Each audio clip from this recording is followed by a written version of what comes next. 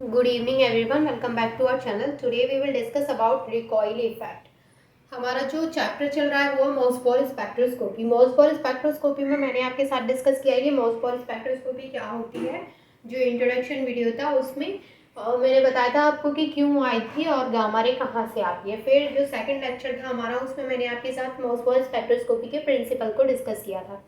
आज जो हमारा थर्ड लेक्चर है उसमें मैं आपके साथ डिस्कस करूंगी रिकॉइल इफेक्ट। देखिए रिकॉइल इफेक्ट और डोपलर इफेक्ट या फिर डोपलर शिफ्ट जो होते हैं, ये इनमें हम क्या पढ़ते हैं कि reason why absorption is not occur. मतलब रिकॉइल इफेक्ट या फिर मैं बात करूँ डोपलर शिफ्ट की, तो डोपलर शिफ्ट मैं आज की इस वीडियो में आपके साथ डिस्कस नहीं कर रही हूँ, मैं सिर्फ रिकॉइल इफेक्ट की बात कर रही हूँ।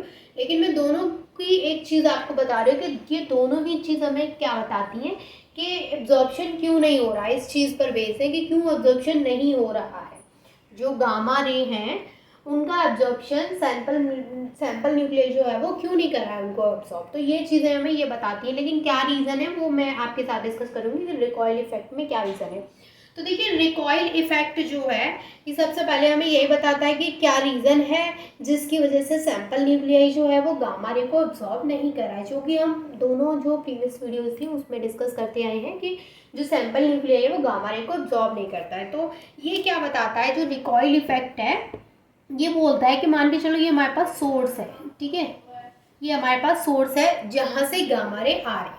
तो मान के चलो ये सोर्स है, यहाँ से क्या आ रही है, ये गामा रे आ रही है। अब ये जो सोर्स है यहाँ से गामा रे आ रही है और ये है हमारे पास सैंपल। ये क्या है, सैंपल।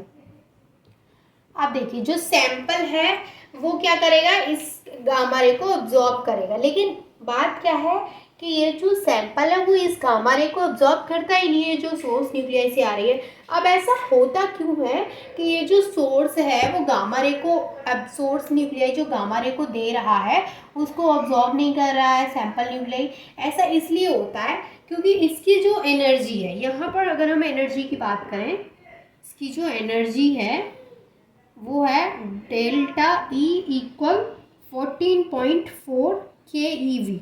लेकिन यहाँ की अगर हम बात करें कि इसकी एनर्जी क्या है, तो इसकी जो एनर्जी है वो 14.4 KeV नहीं होती। इसलिए यहाँ पे एनर्जी डिफरेंस होने की वजह से जो एब्जॉर्प्शन है वो नहीं होता है।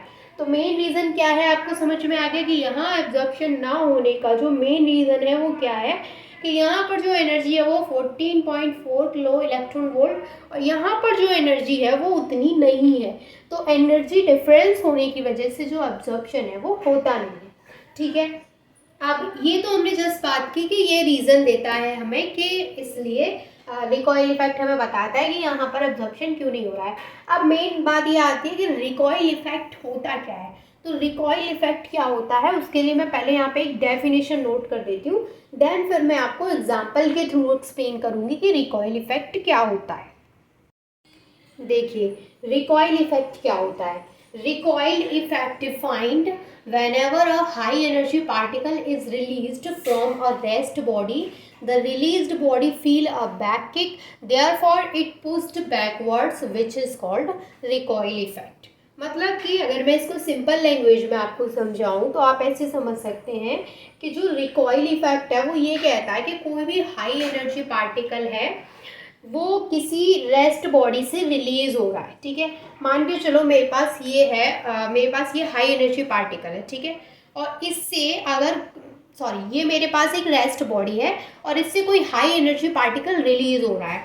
तो जब इससे हाई एनर्जी पार्टिकल रिलीज होगा तो वो जब रिलीज होगा तो एक बैक किक इसको फील होगा, यानी ये पीछे की तरफ आएगा तो इसको एक बैक किक फील होगा। तो यही बताता है कि जो बैकवर्ड इसमें जो पुश्ड होता है हाई एनर्जी पार्टिकल के रिलीज होने की वजह से, वही क्या होता है, वही होता है रिकॉइल इफेक्ट। इसको और इजी वे में अगर मैं आपको एक्सप्लेन करूं तो यहाँ पर ये तो इसकी डेफिनेशन है, आप इसको नोट कर लीजिएगा। लेकिन इसका एग्जाम्पल क्या रहेगा, तो इसका एक बहुत ही अच्छा एग्जाम्पल है। एग्जाम्पल क्या है कि मान के चलो हमारे पास गन है, ठीक है, ये मैं गन बना देती हूँ,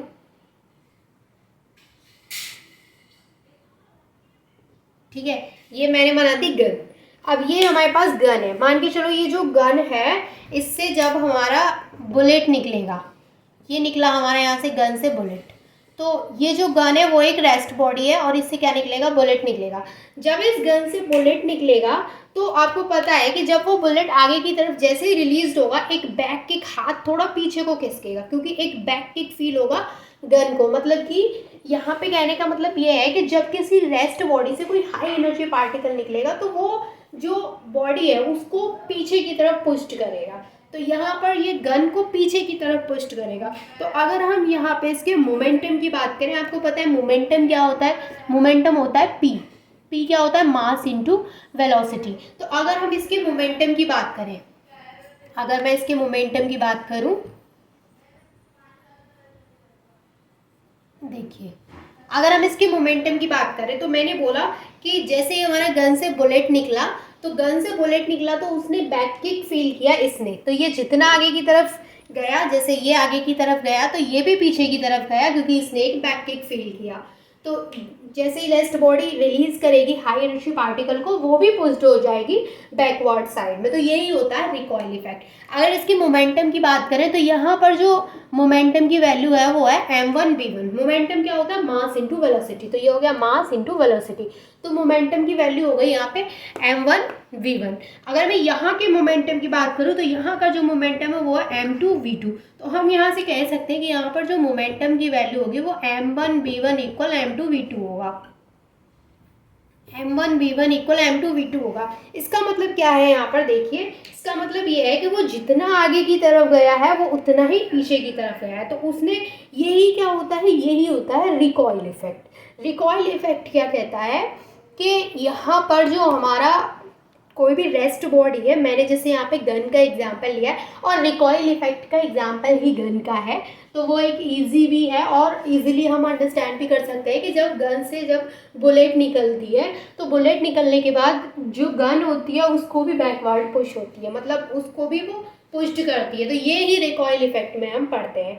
अब देखिए similarly in case of high energy nuclei, अगर हम ये जो हमने यहाँ पे गन और बुलेट का एग्जांपल लिया है, इसको हम हाई एनर्जी न्यूक्लियाई के केस में भी देख सकते हैं कि जैसे जो हमारा सोर्स है, सोर्स से जब गामा रे निकलती है तो गामा रे की भी एनर्जी कैसी होती है, हाई एनर्जी होती है।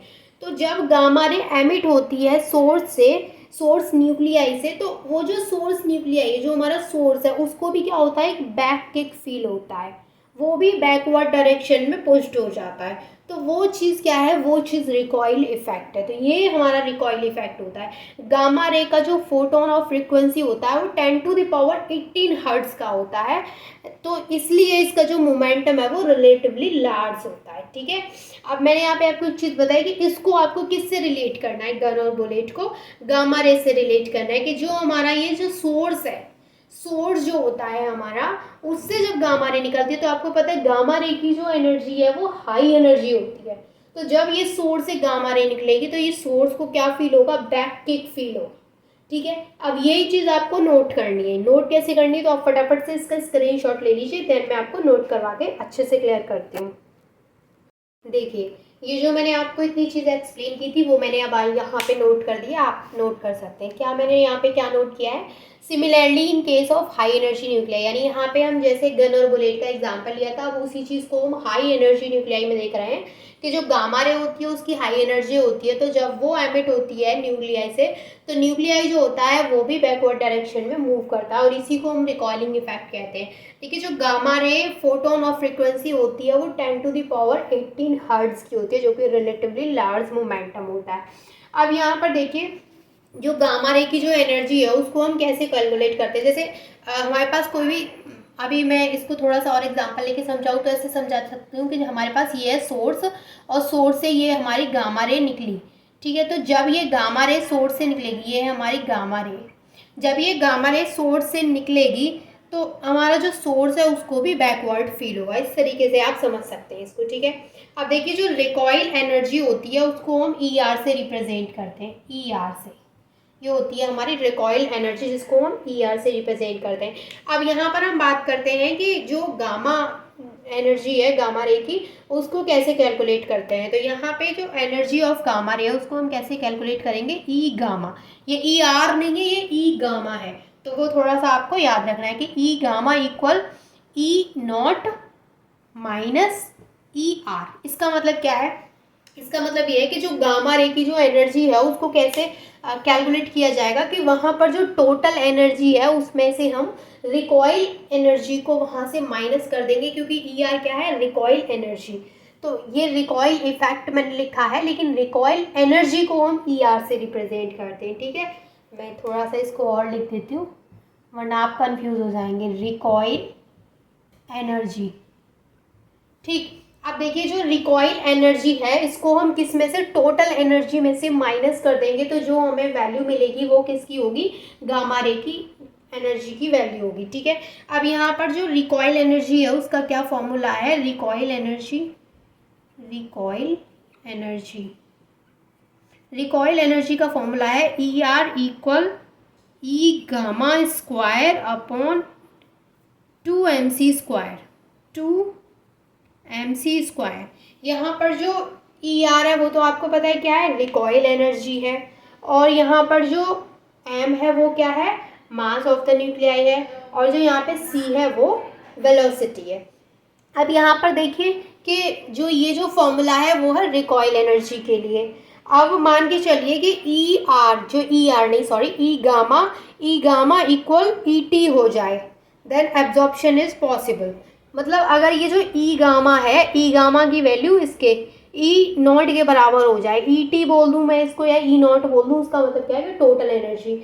अगर जो हमारी जो गामा रे की एनर्जी है वो टोटल एनर्जी के बराबर हो जाती है तो एब्जॉर्प्शन पॉसिबल होता है, लेकिन ऐसा पॉसिबल नहीं होता है, क्योंकि देखिए एक चीज़ और मैं आपको बताती हूँ यहाँ पे जो पॉसिबिलिटी होती है गामा रे की, कि जो गामा रे सोर्स न्यूक्लियाई से एमिट हुई है वो एग्जैक्टली सैंपल न्यूक्लियाई से मैच हो जाए, वो बहुत ही कम पॉसिबिलिटी होती है। तो वो पॉसिबिलिटी कब आएगी, वो पॉसिबिलिटी तब आएगी जब ये जो ई गामा है उसकी वैल्यू टोटल एनर्जी के बराबर हो जाए। लेकिन जो गामा रे की जो एनर्जी है वो टोटल एनर्जी के बराबर नहीं होती है, इसीलिए यहाँ पे बहुत कम पॉसिबिलिटी होती है कि एब्जॉर्प्शन हो। तो ये रीज़न किसने दिया था, रिकॉइल इफेक्ट ने। तो आई होप कि आपको रिकॉइल इफेक्ट अच्छे से क्लियर हो गया होगा। हमारा रिकॉइल इफेक्ट सिर्फ यहीं तक था, तो आई थिंक कि आपको सारी चीज़ें क्लियर होंगी। कोई भी डाउट है तो वो आप मुझसे कभी भी पूछ सकते हैं, मैं पूरी कोशिश करूँगी कि आपके जो भी डाउट्स हैं उनको क्लियर करवा सकूँ। एक चीज़ आप यहाँ पे नोट कर लीजिएगा कि अगर ई गामा ई नॉट के इक्वल हो जाता है तो उस केस में एब्जॉर्प्शन पॉसिबल है, ठीक है, लेकिन बहुत ही कम पॉसिबिलिटीज़ होती हैं कि एब्जॉर्प्शन हो। ये चीज़ भी रिकॉइल इफेक्ट हमें बता रहा है। And thank you so much for watching this video.